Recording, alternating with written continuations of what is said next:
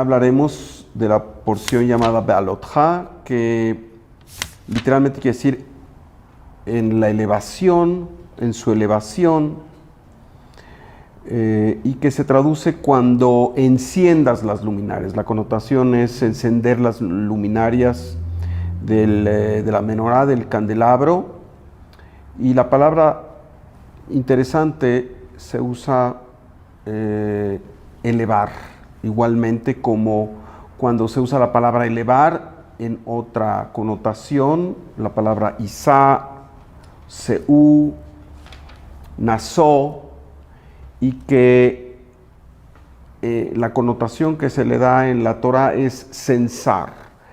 Pero en todo caso estamos hablando de elevación de la conciencia, elevación del mundo de Malhut al mundo de lo que llamamos Zeir Anpin, al mundo de la Sefirot de Yesod y la Sefirot que están, digamos, en sentido ascendiente. Y hay varios temas que se exploran en esta porción.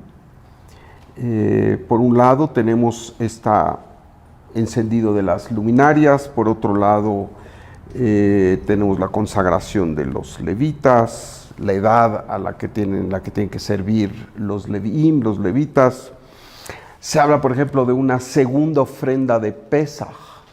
Aquellos que no tuvieron la oportunidad de hacerlo, tienen una segunda oportunidad de hacerlo un mes después, justamente en el mes de Tauro. Hay algunas indicaciones particulares. Por ejemplo, hay una palabra que es rejoká, que quiere decir lejano. Bederech rejoká dice aquellos que estuvieron en contacto con la muerte o estuvieron lejanos, tienen la oportunidad de ofrecer el corbán, la ofrenda de Pesaj, por segunda vez. Sin embargo, la palabra rejoká tiene un punto. Es una de las pocas veces en que la Torah tiene puntos o letras chicas o letras más grandes. En este caso, la palabra rejoká tiene un punto sobre la letra Hei. También se habla de las nubes que acompañan al campamento de Israel, y la indicación es de que cuando la nube se levanta es momento de recoger el campamento y de proseguir. Cuando la nube se asienta es el momento en que el campamento de Israel se asienta, y esto nos dice la Torah, puede ser 2 días o un mes o un año. Hay momentos en que este asentamiento fue de unas cuantas horas y hubo momentos en que fue de varios meses. Y luego se nos habla, y aquí, aunque parezca inofensivo, se nos habla de que Hashem le da instrucciones a Moisés para que haga 2 trompetas de plata, así le dice, que servían para convocar a la congregación y para ordenar la puesta en marcha de las divisiones, ¿verdad? Cuando se toque este sonido, ¿verdad?, que es tequía, entonces toda la comunidad deberá congregarse junto a la tienda del encuentro, ¿verdad? Y al son de la teruá se pondrán en marcha los campamentos en un orden establecido. Y bueno, ahí se nos cuenta cómo el pueblo parte en su camino hacia la tierra prometida después de estar en el monte Sinai. Y hay un momento en que el suegro de Moshe, Yitro, que en este momento se le reconoce con el nombre de Jovav ben Reuel. Igual es otro nombre más, ¿verdad? Pero en realidad es Yitro. Y él dice, yo ya no voy a seguir, yo hasta aquí llego. Y Moisés se lamenta, le dice, pero tú has sido mis ojos nos has orientado, has estado allí para ayudarnos. Por favor, no nos abandones. Tú conoces los sitios donde debemos acampar en el desierto. Y sin embargo, Yitro dice, no, yo tengo que quedarme, tengo que ir con mi pueblo y tú tendrás éxito, ¿verdad? Luego tenemos otra escena y son como que escenas un tanto variadas, ¿verdad? Hay mucha acción, por así decir, en esta perashá, en donde tenemos que el pueblo de Israel se rebela ante Moisés y le dice, ¿por qué no tenemos carne que comer? Ahí en Egipto comíamos pescado gratis, así dice.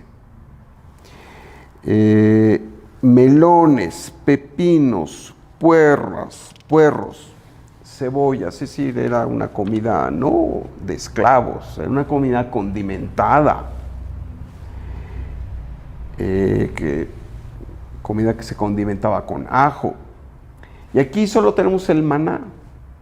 Por favor, Moisés, estamos hartos de esto y necesitamos comer carne. Y Moshe se lamenta mucho. Hay un momento así como que entra en crisis y en esta conversación muy dolida, muy humana, con Hashem le dice, ¿por qué tratas tan mal a tu servidor? Así le dice Moshe a Dios. ¿Ya no me quieres? ¿Por qué pusiste esta carga tremenda sobre mí? De aguantar a este pueblo tan difícil. ¿De dónde voy a conseguir carne? Hashem dice, no te preocupes, ve y habla con los 70 ancianos y yo proveeré carne. Y efectivamente, se nos dice de un viento fuerte que viene, y de repente aves que pudieran calificarse como faisanes, la Torá las llama slav, pues empiezan a aparecerse y a volar a poca altura, de tal manera que los israelitas pueden tomarlas sin ni siquiera cazarlas, los pueden tomar, sacrificarlas y alimentarse de ellas, y se dice que así es, ¿verdad? Las toman, las cocinan, y es más, dice Hashem, esta slav tendrán no para un día o 2 días, tendrán para hartarse hasta que les salga por la nariz, así dice. Y eso sucede, ¿verdad? Los israelitas tienen la oportunidad de atrapar a estas aves y de cocinarlas y de hartarse con carne. Y al final dice, de esta escena, en esta porción, se dice que Hashem mandó una epidemia en donde sucumbieron muchos israelitas y que este lugar se llamó Kivrot Hatava, que quiere decir la sepultura de la pasión, o la sepultura del deseo intenso, o la sepultura de la codicia. ¿Decías algo? ¿Cómo podría traducirse? De la codicia, del apego, ¿no? La sepultura de los apegos. Ta'avá es este apetito, pero no es un apetito, digamos, que viene de la parte espiritual del ser humano, es un apetito de hambre, es un apetito que viene de la condición muy física. Pero aquí se nos dice también algo maravilloso. Ve'haish Moshe anav me'od mikol ha'adam asher al pnei ha'adama. El hombre Moisés era el más humilde de todos los seres humanos que han poblado la tierra. Y poco después, tenemos que inclusive Moisés y Aarón hablan mal, Miriam y Aarón hablan mal de su hermano. no es algo gravísimo, pero sí hay una especie de crítica, ¿verdad?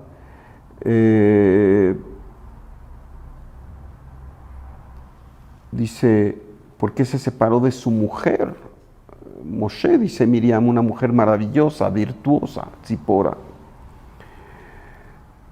Y dijeron, ¿acaso solo con Moshe habló Hashem? ¿Acaso no habló también con nosotros? O sea, ¿dónde estamos nosotros? Un poco de ego. Bueno, pues esto le costó a Miriam que se llenara de lepra. Y al ver Moisés eso, lejos de enojarse con Miriam, decirle, ¿por qué estás hablando mal de mí? No hay ni un momento en que Moshe le reclama. Y la instrucción es de que hay que sacarla a Miriam del campamento hasta que se cure. Se nos informa que Miriam permaneció 7 días fuera del campamento y sanó. Pero hay una invocación, que es la invocación de sanación más fuerte que existe en la Torá, que es El Na Refanala. Por favor, Hashem, cúrala. El Na Refanala. Son 11 letras que sabemos tienen este poder enorme de sanación. Y ahí termina la porción, ¿verdad? En donde se nos dice que Miriam estuvo alejada del campamento por 7 días y luego sanó, y luego el pueblo de Israel continuó hacia la siguiente estación. ¿Cuál es el hilo de todo esto? ¿Cuál es la fuerza conductora? ¿Cuál es el mensaje en estas escenas aparentemente disímbolas, ¿no? En donde hay drama, hay acción, a diferencia de algunas porciones del libro de Vayikra, donde simplemente es una descripción de ordenanzas y de las diferentes ofrendas. Aquí tenemos mucha acción, ¿no es cierto? ¿Cuál es el hilo conductor? Hay un momento que parece inocuo, que parece no tener mucha importancia, o quizá menos importancia después de todo esto, de la Shonará, o de caer ante los aspectos de del deseo intenso de comer carne y este tipo de cosas, y que es que justamente a Moisés se le da esta instrucción de confeccionar unas trompetas de plata. ¿Por qué el Creador, me pregunto, estamos en una situación en el desierto, ¿no? Y de repente resulta que hay todo tipo de riquezas, de oro, plata y joyas para, por ejemplo, construir un Egel Azahab, un becerro de oro, ¿verdad? O de repente hay plata para fundirla y construir unas trompetas.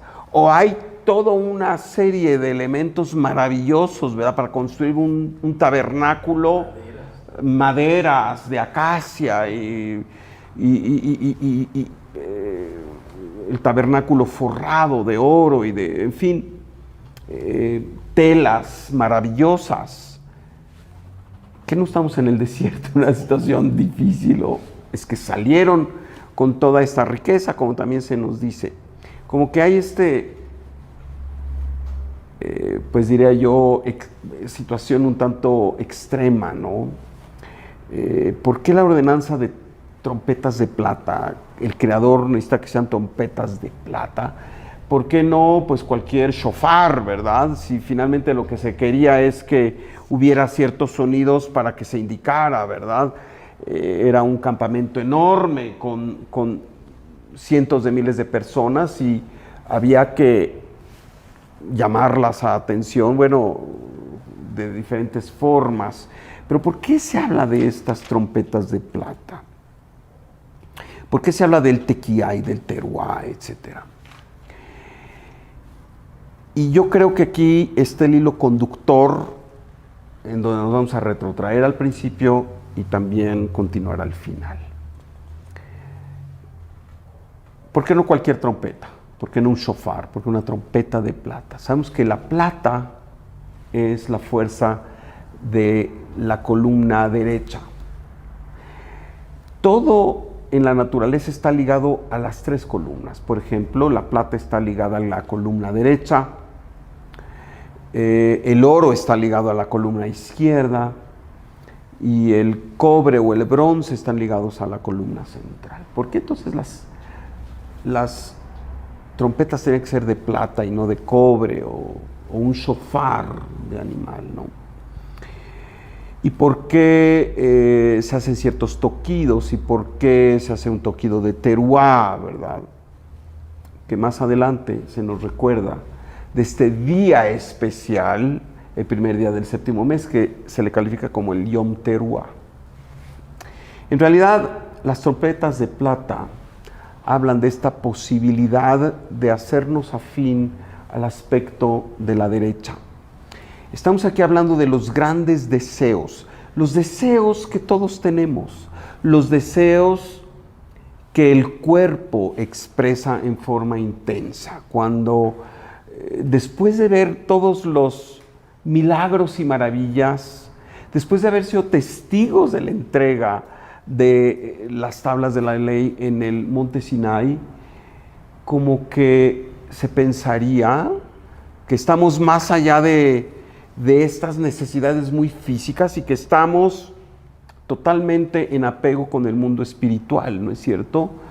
Dice el pueblo de Israel, todos, desde el más encumbrado espiritualmente hasta la persona más humilde, vieron las voces. ¿Qué quiere decir? Las voces se ven, se escuchan.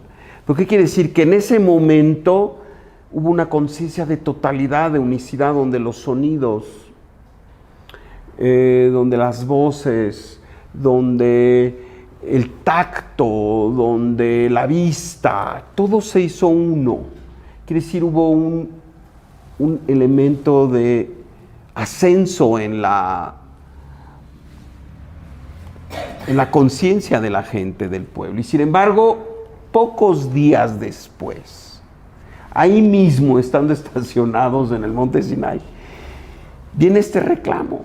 Oye, cuando vivíamos en Egipto, sí, aquí todo muy bien, ¿verdad? Y Hashem y las tablas y los rayos y la presencia del Creador y la nube del Creador que todo el mundo veía y las columnas de fuego.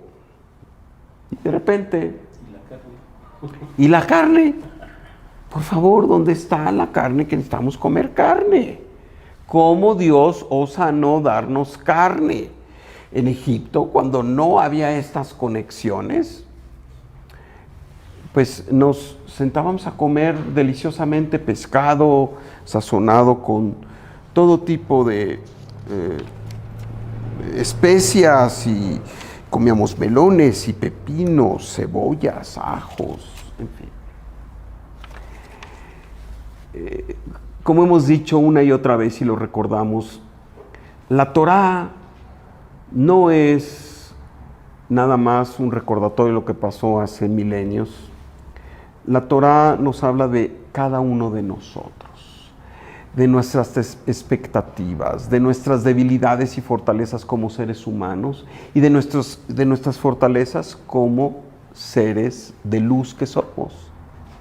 En realidad es que la mayoría de las personas no creen el poder de luz que tienen y entonces, para sentirse vivos, recurren al mundo físico y a las necesidades del mundo físico y a los goces y a los placeres del mundo físico. No podemos decir que esto es negativo, es muy humano. Pero la idea es que a lo largo de todos estos milenios, esa ha sido la postura del ser humano con las consecuencias que ello genera. El apego o tener nada más como referencia el mundo físico, finalmente, aunque seamos muy elevados, nos llena de necesidades, nos llena de la fuerza del deseo, nos llena de las necesidades de tener cada vez más y de ser más que el otro y de tener poder sobre los demás. Y cuando ya nos damos cuenta, aunque éramos seres muy espirituales, donde lo importante no era el aspecto material, sino estar apegados al Creador, la felicidad del compartir y demás, cuando menos nos damos cuenta, ya estamos muy apegados a este mundo, sin la parte armoniosa, sin la parte, digamos, que nos permite estar aquí y allá balanceadamente. Porque no se trata de escaparnos y huir del mundo físico, tenemos una misión en el mundo físico. Y también el Creador nos da bendiciones a través del goce en el mundo físico. Pero eso no es lo único ni lo más importante.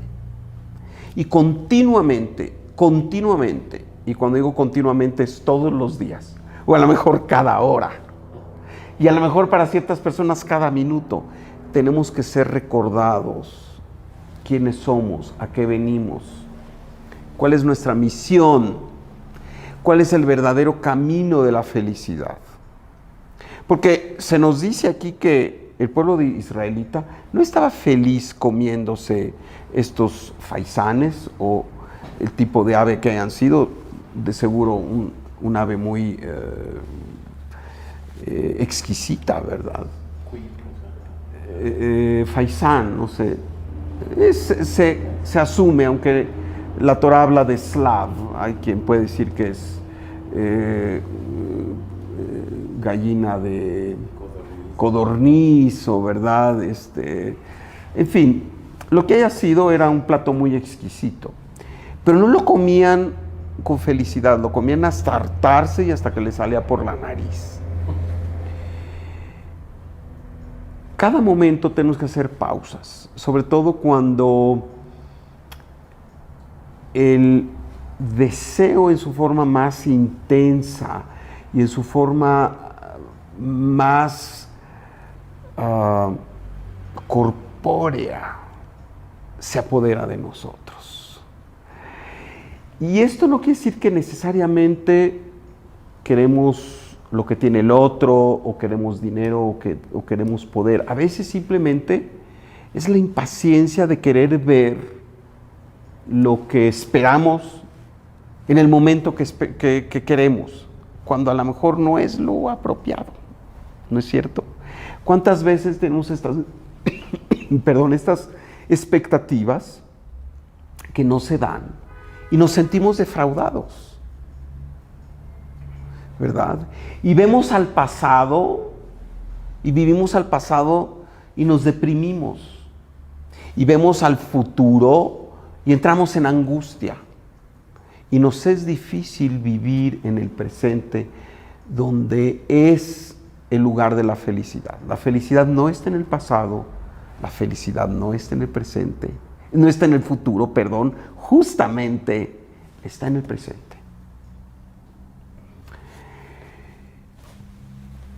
Los israelitas hacían esta remembranza en Egipto, cuando estábamos apegados a nuestros deseos, cuando habíamos sucumbido al poder del mundo físico y a todos los deleites pasajeros e intrascendentales, estábamos muy felices, comiendo alrededor de las ollas, dice en otro momento, ¿verdad?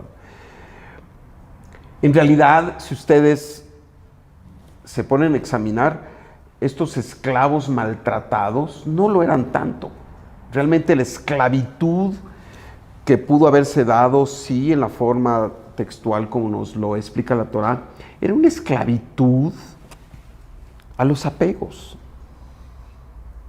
Y eso no quedó atrás hace 3.500 años, eso continuamente nos persigue a todos aquellos que estamos enfundados en un cuerpo físico, encarnados en este mundo, tratando de hacer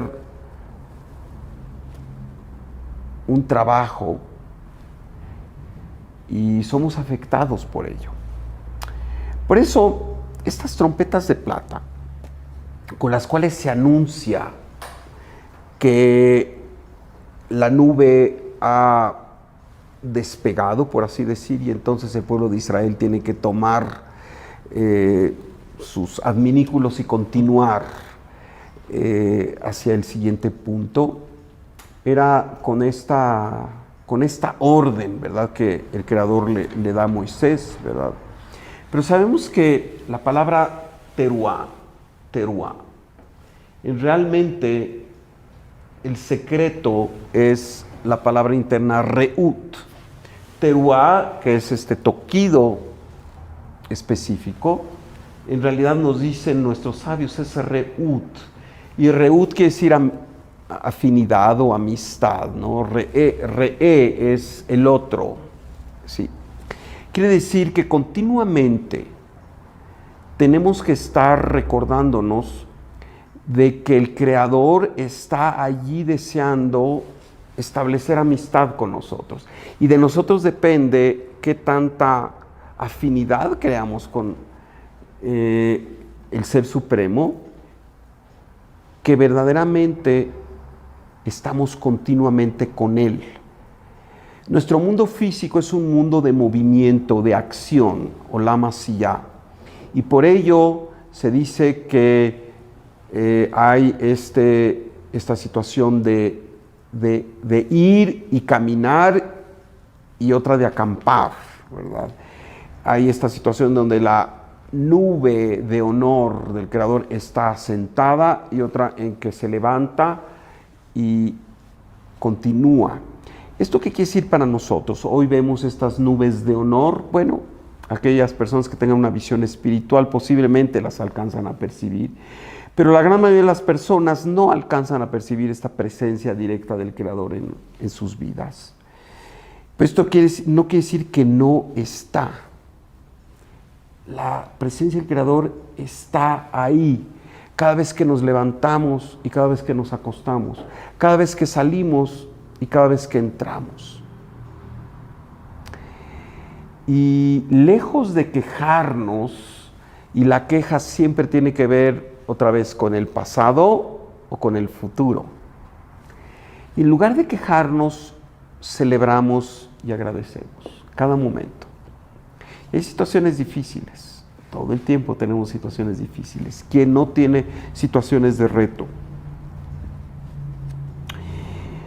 Y aquí es donde empezamos a tener el hilo conductor. La idea de esta porción es cómo entablamos afinidad con la luz, cómo entablamos afinidad con el Creador continuamente. Y el mensaje es bellísimo porque en principio se nos dice que siempre tenemos la oportunidad de hacerlo. Cuando se habla de Pesach Sheini, la Torá dice, aquellos que no pudieron celebrar el Pesach, aquellos que no pudieron liberarse de sus apegos, aquellos que no pudieron salirse de esta postura de limitación y de estrechez y de infelicidad y de apegos y de caos, tienen otra oportunidad. Y esta oportunidad se dice, en particular fue el día 14 del mes de Iyar, un mes después, en donde pueden hacer este ofrecimiento y pueden de nuevo reconectarse al Creador. Y esto nos lo dice a todos nosotros. Todo el tiempo tenemos la oportunidad de reconectar. Si me enojé aquí con la persona, si me distancié de un hermano, si me puse celoso, si me sentí víctima y entonces repudié a tal o cual otra persona y actué reactivamente, bueno, muy bien, siempre puedo repararlo, siempre hay un Pesach Sheni, siempre hay una segunda oportunidad. Y dice, lo único es cuando tú estás lejos, rejoká, cuando tu conciencia no está pendiente de que el Creador está ahí viéndote todo el tiempo, de que el Creador está en tu vida, y viéndote no quiere decir que está ahí juzgando si haces o no haces, que siempre es adecuado pensar que los ojos del Creador ven todo y no podemos escondernos debajo de una mesa ni en una cueva, pero que el Creador está cerca de nosotros. Esta parte de Rejoká, esta palabra Rejoká, que tiene un puntito insignificante sobre esta Hey última de la palabra Rejoká, nos da la fuerza de justamente no estar lejos del Creador, de siempre estar cobijados por la fuerza del Creador. Esta Hey, que por un lado representa Binah y por otro lado representa Malhut, en realidad nos habla de que estamos siempre cobijados por el Creador, de que el Creador continuamente está pendiente de llevarnos con Él, de que sigamos al siguiente paso. Nadie de nosotros llega al siguiente paso siendo la misma persona. Y por ello es importante transformarnos y cambiar. Y por eso es importante tener esta vivencia de distintas situaciones y a veces de distintos retos, porque tenemos que ser diferentes, tenemos que pasar de un momento a otro de conciencia, y todo lo que sucede no son más que estas oportunidades, no de retroceder, sino de ser más grandes, de elevarnos en conciencia. La Torá empieza hablando de estas luminarias que son encendidas con la palabra Balotja, con esta palabra que en realidad no quiere decir encender. Encender se dice de otra forma en hebreo, se dice leadlik, hadlaká, el prendido de la menorá. No es cierto como prendemos hadlakat anerot en Shabbat o en Hanukkah. Y aquí no, aquí se habla de Balotja, cuando te eleves. Y aquí, entrando un poco al elemento técnico, se nos habla de esta luminaria que no es más que la fuerza de conciencia, esta luminaria que tiene 7 luces. Y nos dice que estas luces, estas 6 luces que rodean a la luz central, tienen que estar, digamos, que orientadas hacia la luminaria central. El Ari, cuando hace alusión de ello, dice: esta luminaria es la fuerza de Rachel Imeinu, es la fuerza de la luz en tanto que está virtuosamente enclavada en el mundo físico, ¿sí? Y estas 6 sefirot, que representan las 6 luminarias que miran hacia la luminaria central, de nuevo la sefirá de Gesed, la sefirá de Geburá, de Tiferet, Netzachot y Yesod, no son más que estas fuerzas que al final del día tienen que tener una manifestación en Malhut. De nada sirve estudiar, de nada sirve prepararnos si no hacemos un cambio, por lo menos pequeño, que tiene que ver con esta sefirá de Malhut. Estas fuerzas espirituales, que son estas 6 sefirot de Gesed, Geburá, Tiferet, Netzachot y Yesod, miran a la sefirá de Malhut, al mundo físico. Ahí donde posa la presencia divina, es en Malhut. Quiere decir, tenemos que finalmente llevar a cabo en este mundo físico todo aquello que tiene que ver con nuestras mejores expectativas y nuestras mejores intenciones, porque si no lo hacemos, entonces todo el esfuerzo será vano. Y esto unido a que continuamente tenemos esta segunda oportunidad de llevar a cabo en nuestras vidas aquello que no hemos llevado anteriormente.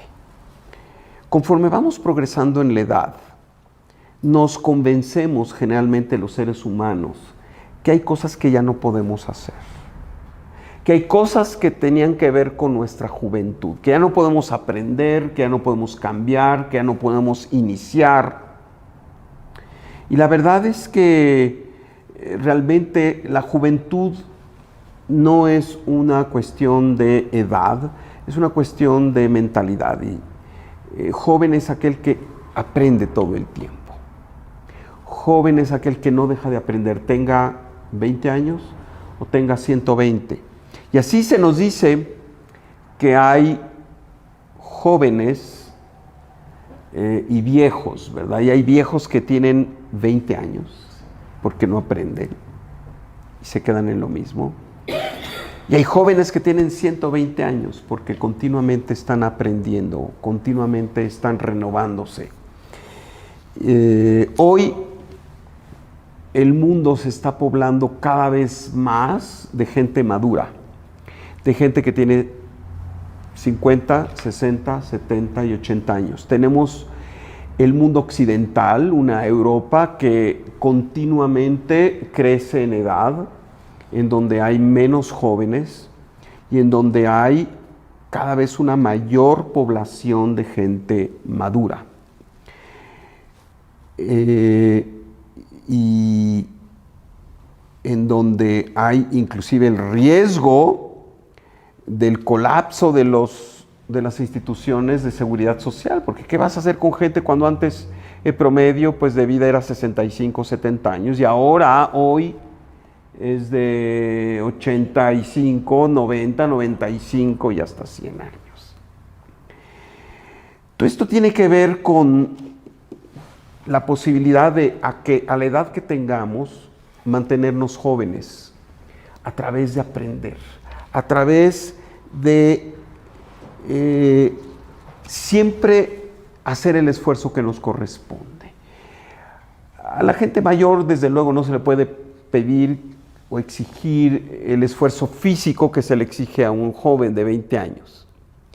Pero sí se le puede exigir, pedir, y debemos de pedirnos nosotros, y cada vez que avanzamos en edad, la capacidad de cambiar, de no quedarnos en lo mismo, de no retirarnos en la vida, de continuamente perseguir este aspecto de afinidad con la luz. En la antigüedad se honraba mucho a la gente mayor, más que a la joven. Esto en nuestra vida mediática moderna hay una cultura al aspecto de la juventud, a los cuerpos jóvenes, etc. No estamos aquí para decir si está bien o está mal, pero lo importante es entender que una persona realmente va llenando más de luz este mundo porque con su experiencia y su continuo proceso de afinidad con la luz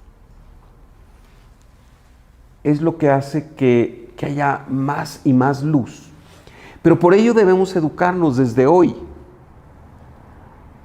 a ir pasando por estas edades a tal grado de que no importa cuán maduros somos, nunca dejamos de trabajar en este proceso de afinidad.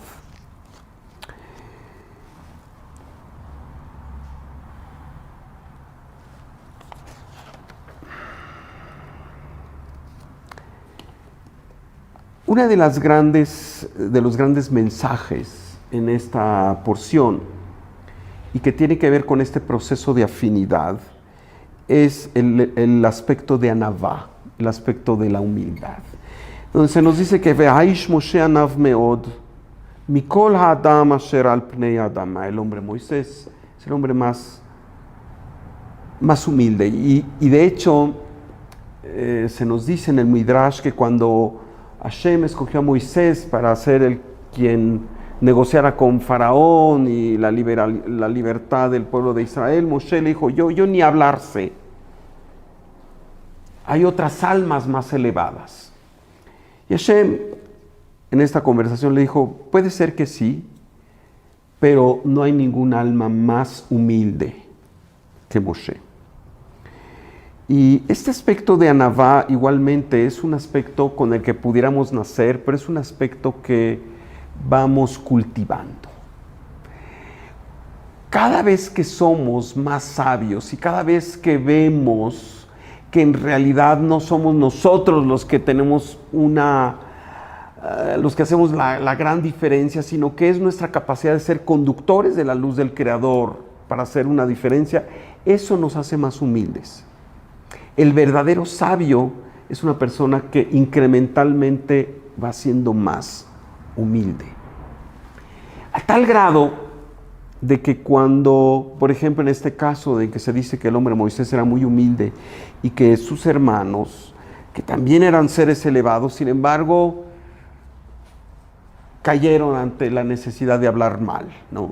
Y vino este aspecto. Moisés, lejos de asociarse con el aspecto de por qué Miriam me dijo y cómo es posible, lo único a lo que se asoció fue a ser instrumento de sanación. Claro, Moisés es Moisés y cada uno de nosotros es cada uno de nosotros. Pero Moshe es este ejemplo, este ser icónico, que aunque no podemos llegar a ser como él, podemos sí tratar de imitarlo. Este aspecto de humildad, de Anavá, nos dice el gran cabalista Rami Moisés Cordovero, de bendita memoria, quien fue en cierta forma también maestro de Isaac Luria. Nos dice que en realidad es la representación de Keter, la sefirá más elevada. ¿Cómo podemos representar Keter en nuestra vida? A través de un atributo y del comportamiento afín con este atributo, que es la humildad. Cuando verdaderamente podemos entender que solo es a través de la humildad que podemos llegar a ser totalmente afines con la luz. La luz no reclama, la luz no se enoja, aunque en forma textual podemos decir, oye, pero aquí se dice que Hashem montó en ira, ¿verdad? Que es un Dios iracundo. Bueno, sí. Esa es la representación del mundo de causa y efecto.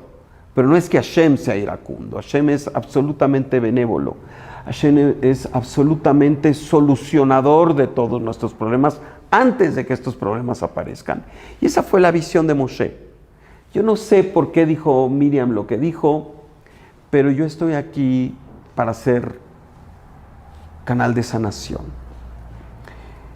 Y entonces se nos habla de estas 11 letras que conforman la frase El Na Refanala, que por cierto son esta meditación para sanar. Esta es una fuerza que está representada por la secuencia de estas 11 letras, con la cual atraemos hacia nosotros energía de sanación. Sanación del alma y sanación del cuerpo.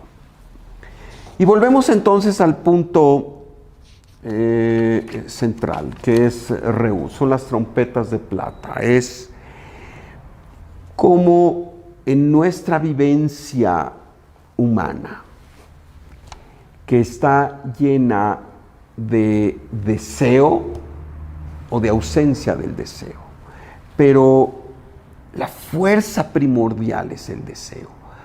Hacemos todo por el llamado del deseo. Y de lo que se trata es de educar ese deseo.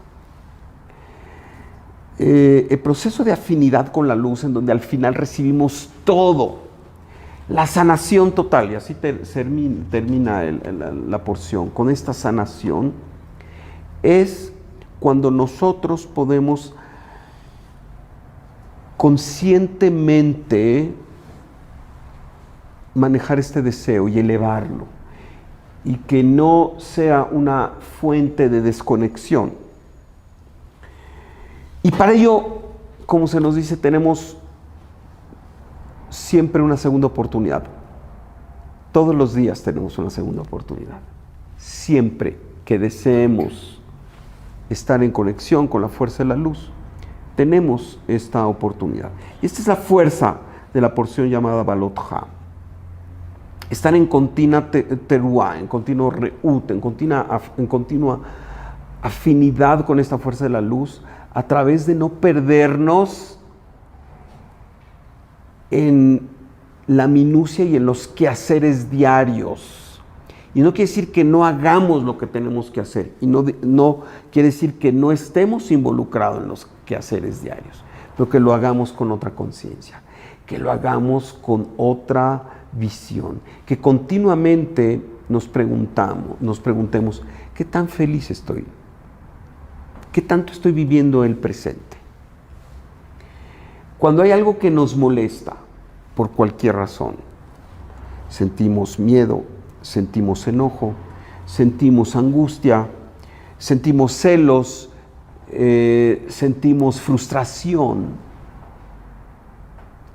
es el momento de saber que aunque lo vamos a resolver, tenemos que rápidamente desvincularnos de ello, porque esa es la forma en que el Satán se apodera de nosotros, de la fuerza de nuestra alma, para no permitirnos caminar en el camino de la luz y estar continuamente apegados de la luz. Si no estamos felices todo el tiempo, tenemos que preguntarnos, o la mayoría del tiempo, ¿verdad? Nuestra experiencia humana nos ha enseñado, y tenemos que desaprender eso, a que no podemos estar felices más que en ciertos momentos. El Creador quiere que estemos felices siempre, en cada instante, con las experiencias que vamos pasando, que pueden tener una connotación buena, mala o neutral. Nuestra felicidad no es algo que sea negociable, a menos de que nosotros lo queramos y lo permitamos. A menos de que permitamos que alguien o una situación se apodere de nuestra felicidad. Y por tanto de nuestra afinidad con la luz. Podríamos pensar que estas son situaciones un tanto imposibles. Y a lo mejor no son fáciles de lograr. Pero es lo que continuamente tenemos que ansiar. Esta felicidad no huidiza, no que nos evade, sino esta felicidad que debe estar con nosotros todo el tiempo. Esta elevación continua. Y a veces es tan sencillo como decir, no estoy dispuesto a sucumbir al miedo, ni estoy dispuesto a sucumbir a la angustia, ni estoy dispuesto a sucumbir al enojo. Simplemente no. Simplemente no.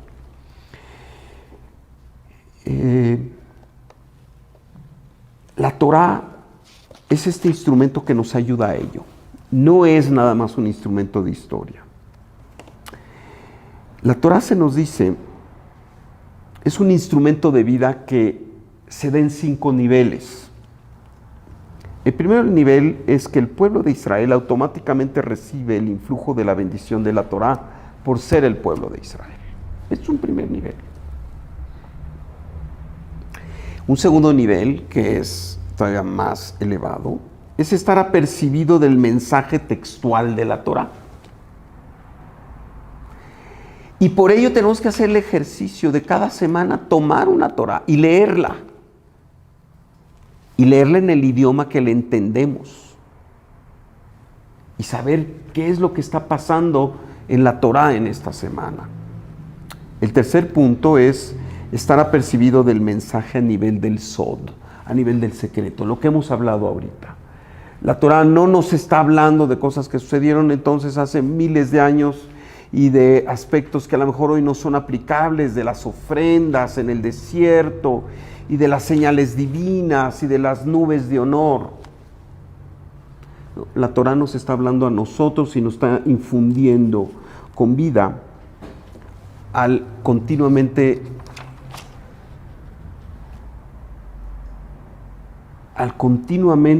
llamarnos a despertar. a continuamente entrar en contacto con este tipo de mensajes. El mensaje de sanación, el na, refa, na, la, estas 11 letras, por ejemplo. Si hay algo que podemos derivar como código específico, ya tenemos el código. Queremos sanar de un malestar que tenemos, no solo físico, sino meditemos en el na, refa, na, la. Ahí está uno de los secretos. El cuarto es escuchar lectura de la Torah en Shabbat. Este es otro nivel. El escuchar la lectura de la Torah en Shabbat es como permitimos que esta vibración entre en nosotros, en nuestro ser esencial. Y no solo eso, el quinto nivel es escuchar la lectura de la Torah con la conciencia de la fuerza de lo que se está recibiendo. No de la historia, no de que es una obligación, sino de la conciencia de que estamos recibiendo la posibilidad de estar en afinidad con la Torah, con afinidad con el Creador, la posibilidad de entender que estamos siendo ayudados para no caer en la infelicidad de los apegos, con el solo hecho de estar en contacto con la Torah. Esa es la magia de la Torah. ¿Quieren calificarla de la magia? Esa es la magia de la Torah. Hay un nivel cognitivo al que nos podemos conectar, hay un nivel emotivo, pero el nivel más elevado es el nivel del corazón y de la conciencia. Es la parte en que nosotros permitimos que la Torah nos infunda con este aspecto de vida que tiene para todo aquel que abre su corazón sinceramente a la Torah y que se molesta en estudiar los mensajes, como hoy hemos hablado de algunos de ellos, los mensajes, no solo los textuales, los mensajes profundos, lo que la Torah nos está permitiendo tener, y no hablo de tener cosas físicas, de tener esta energía, de tener esta posibilidad, de por solo estar atento a la Torah, nosotros ya te hemos garantizado un cambio, tan fácil y tan sencillo. Solos no podemos, y por ello el Creador nos da la Torah. Y por eso la Torah es esta energía de vida. Por eso la Torah no solo es un documento sacrosanto que tenemos que respetar y que está ahí rejocá, alejada. No, la Torah la tenemos que hacer parte de nosotros todas las semanas y todos los días. Y este es el mensaje. ¿Y la plata? La plata. ¿Dices tú el dinero? La plata, las trompetas de plata, claro. No lo expliqué, tienes razón. La plata es la columna derecha. La plata es, la trompeta es el llamado al dar, a dar. El llamado a activarnos, a compartir. Si nosotros queremos recibir toda esta fuerza de la Torah, tenemos que estar en la modalidad de impartir. No solo podemos estar recibiendo. Para optimizar nuestra receptividad tenemos que dar. ¿Cómo damos? ¿Cómo damos? Hay ejemplos de dar. Tantos ejemplos de cómo podemos dar. Dar de nuestro tiempo, dar de nuestro dinero, dar de nuestra energía, dar nuestro consuelo, dar nuestra sonrisa. Las oportunidades para dar están todos los días. Y cuando nosotros damos, somos como esta trompeta de plata que anuncia la presencia del Creador. Anuncia los caminos del Creador. Y nosotros, como fieles seguidores del Creador, estamos donde Él está. Y Él está donde nosotros estamos. Y esta es la fuerza de Kesef, la plata, la columna derecha, el dar. Pues, ¿qué sería el oro? El oro es recibir. El oro es recibir. La fuerza de Zahav es la fuerza de la izquierda, del recibir, que también es importante, y aquí de lo que se trata es de recibir todas las bendiciones del Creador, pero para recibir en forma óptima, bueno, pues es importante también dar, ¿verdad? Y el Creador nos da mucho antes de lo que nosotros, y nosotros recibimos mucho antes de lo que empezamos a dar. Esa es la misericordia. Pero estar consciente de que conforme vamos progresando en nuestra vida, en edad, en conciencia, el aspecto de dar tiene que estar presente en nuestras vidas. No podemos estar centrados en nosotros mismos. Y no podemos estar centrados nada más en lo que es la obligación de dar. Por ejemplo, como padres, no es ningún mérito que demos a nuestros hijos tiempo, dinero y esfuerzo. Eso es lo esperado. Y si no lo hacemos, estamos en una gran falta. Pero de lo que se trata es de que salgamos un poco de lo que es estrictamente lo necesario para nosotros y demos al mundo, demos siempre. Y a veces las situaciones simplemente es un saludo cordial, una sonrisa, eso ya diste, ¿no? Entrar en lugar de entrar ignorando a la persona. Si la saludaste, ya diste. La oportunidad de ser misericordioso con los demás, de dar oportunidades, de no juzgar. Todos los días tenemos estas oportunidades de dar y recibir. Tenemos que estar muy conscientes y muy sensibles de estar en el aspecto de la columna derecha del dar, ¿verdad? Porque si no estamos en la columna derecha, jamás estaremos en la columna central, que es la columna del balance, es la columna de donde recibimos y damos. Pero si nada más estamos esperando recibir, jamás estaremos en la posibilidad del balance, la armonía, la felicidad, la vida en el presente eterno, que es la fuerza de Hashem. Entonces un shofar, la diferencia sería esa, que una trompeta de plata. No, mira, por ejemplo, en Rosh Hashanah no se habla de una trompeta de plata, se habla de un shofar. Y este shofar, por ejemplo, tiene que ser de un animal. Y el aspecto del animal igualmente es el deseo de recibir intenso, el recibir animal, el recibir egótico, el recibir corpóreo. Y utilizamos este shofar para realmente transformarnos, ¿verdad? Y establecer este elemento de reut a través de la teruá, en donde justamente es transformar nuestra parte animal en una parte conscientemente dadora.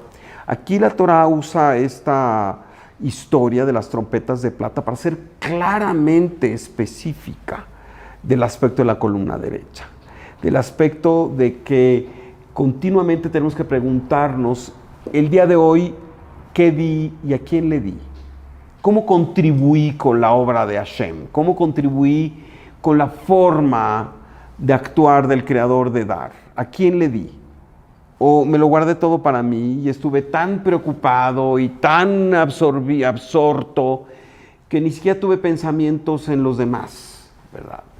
Y cada quien a su nivel y cada quien bajo la situación. Pero todos los días son oportunidades para dar y recibir a través de ese dar, ¿no? Entonces, ¿coincide o no coincide que este mes es Iyar? Y es por la curación de Miriam, porque dicen que Iyar es Ani Hashem Bofeja. Así es. ¿Es por Miriam? Bueno, realmente hoy ya estamos en el mes de Sivan, ya no estamos en el mes de Iyar. Aquí se nos detalla el mes de Iyar, que es el mes de Ziv. Jodesh Ziv es el segundo mes, es el mes de la iluminación y el mes de la sanación. Y precisamente es en ese contexto del Jodesh Iyar, este mes que todo acontece durante la cuenta del Omer, que sabemos es un momento luctuoso, ¿verdad?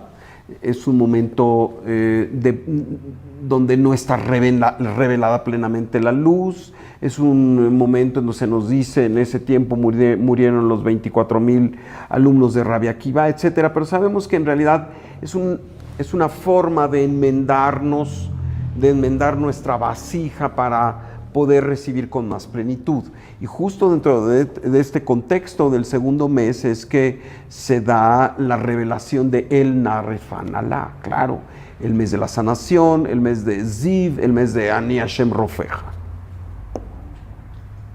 Oye, entonces, el aspecto de que el pueblo de Israel salió de la esclavitud no es así.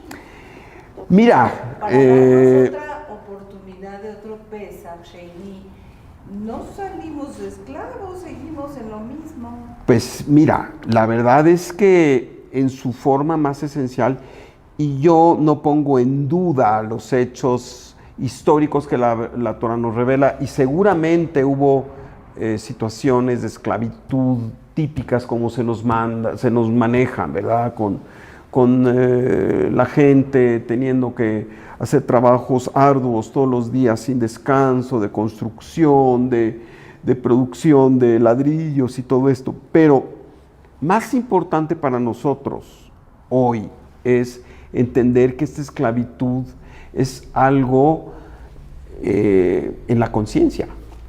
Esta esclavitud no es la esclavitud histórica, es la esclavitud a la que cada uno de nosotros se somete una y otra vez al no estar en esta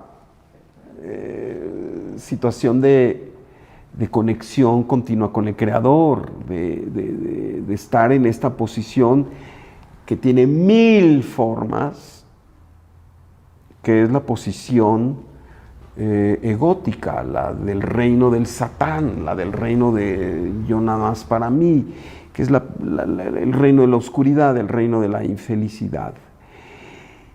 Y hay tantas oportunidades de caer en este reino de la oscuridad.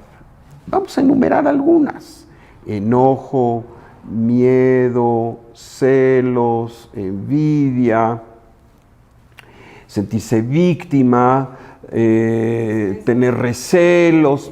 ¿Cuáles otras? Tristeza, pesimismo. Vamos a enumerar otras.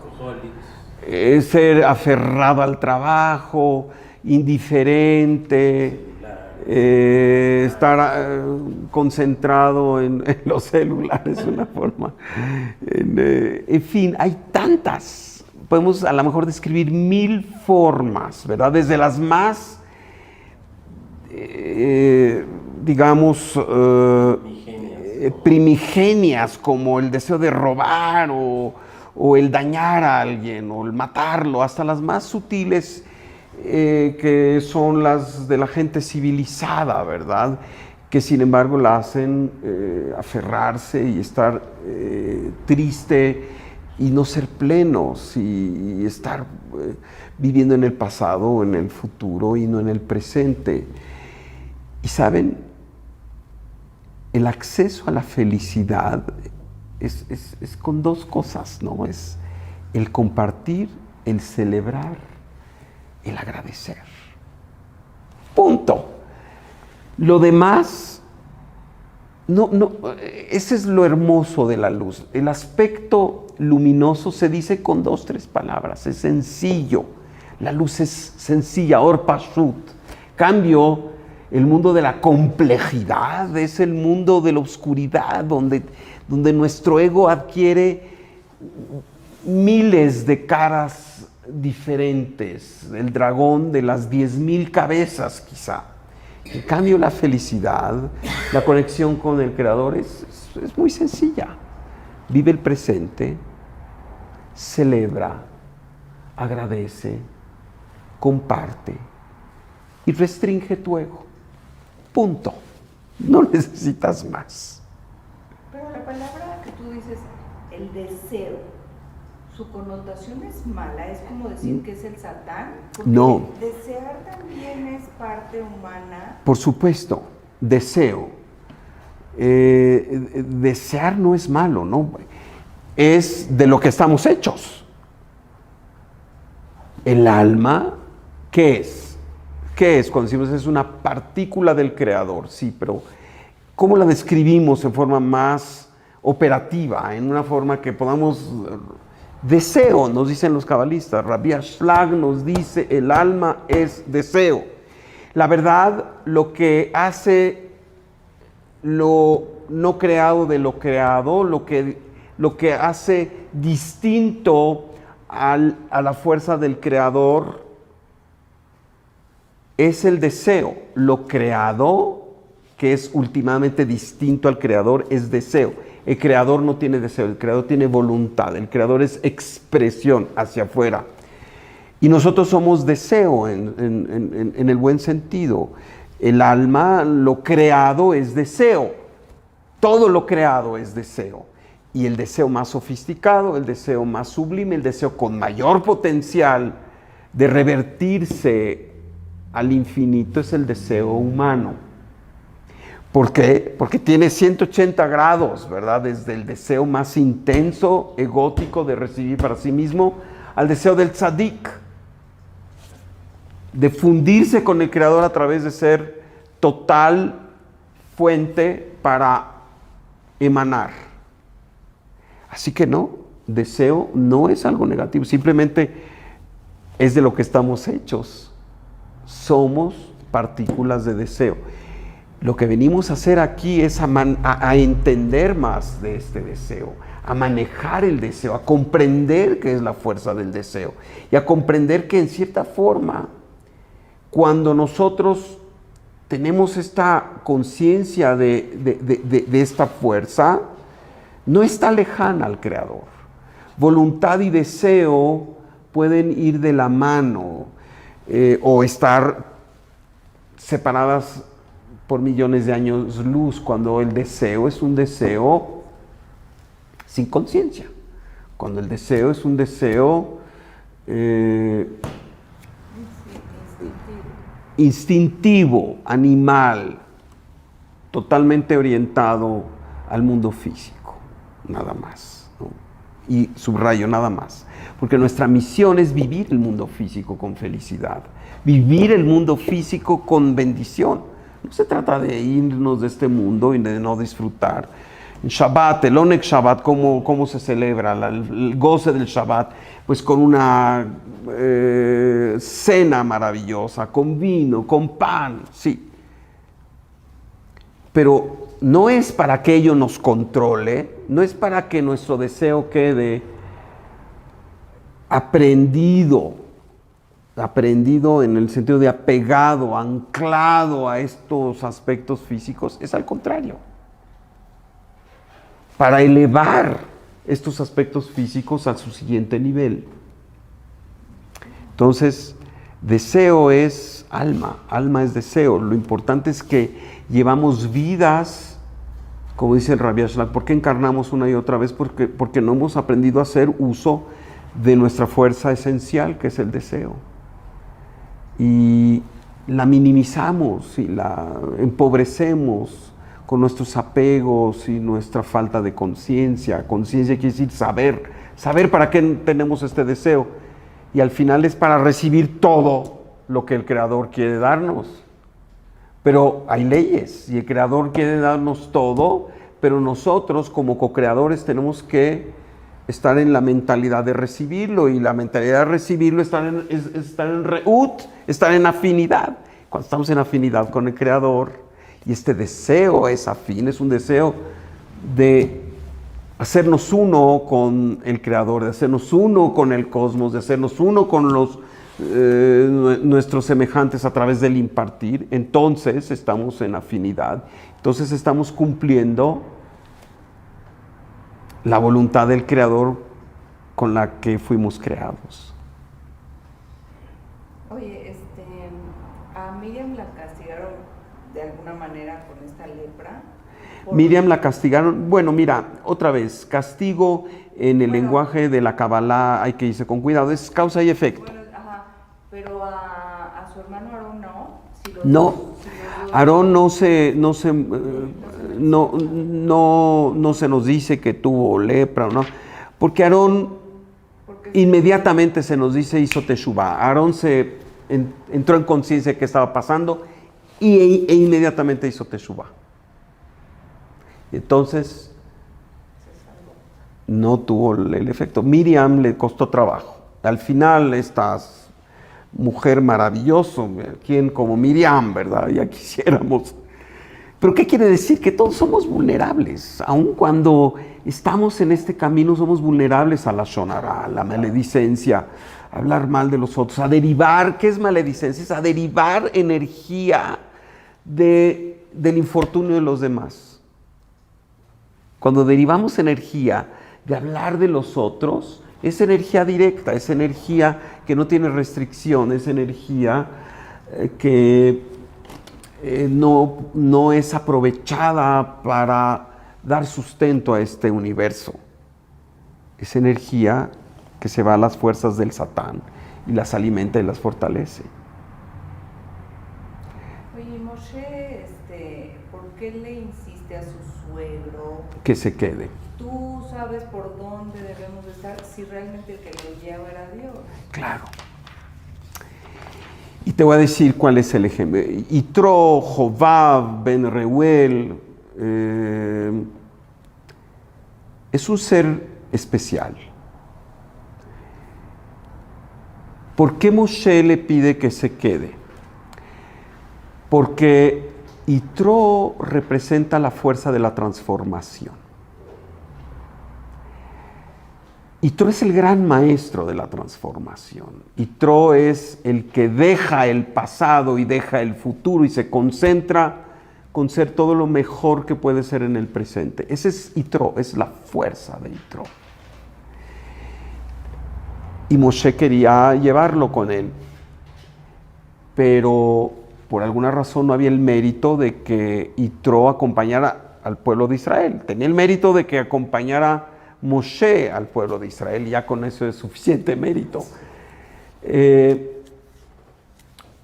Yitro pues no le fue permitido, porque Yitro fue un natural. Yitro se transformó de inmediato al ver el portento de la fuerza del Creador, al hacerse, al allegarse de la experiencia de la fuerza del Creador, cambió 180 grados de ser este ser malévolo, este ser que manejaba energía de brujería al máximo nivel para hacer daño, para quedarse con la energía de todos, y vio que por ahí no era, y se transformó.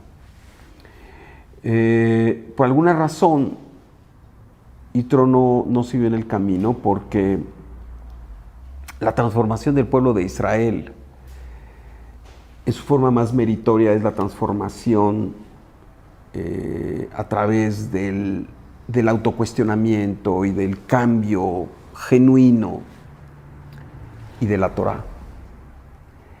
Yitro terminó su trabajo. Yitro bebió la Torá al 100%. No así todos los demás, que teníamos que continuar en el camino. ¿Por qué tantos nombres tan diferentes? Porque son las fases de adelantamiento de Yitro. No son alias, como decía nuestro maestro el Rav, que porque Hashem, que tiene ¿cuántos nombres? ¿Necesita alias? No, son diferentes niveles de fuerza, de conciencia, de expresividad de la fuerza del Creador. Yitro tiene varios niveles porque fue avanzando, ¿no? Y el nivel máximo fue Jobab ben Reuel, ¿verdad? Que es un hombre enaltecido. Entonces el hecho de que Moshe le diga es que tú eres el que sabe dónde no demerita la guía de Dios. No.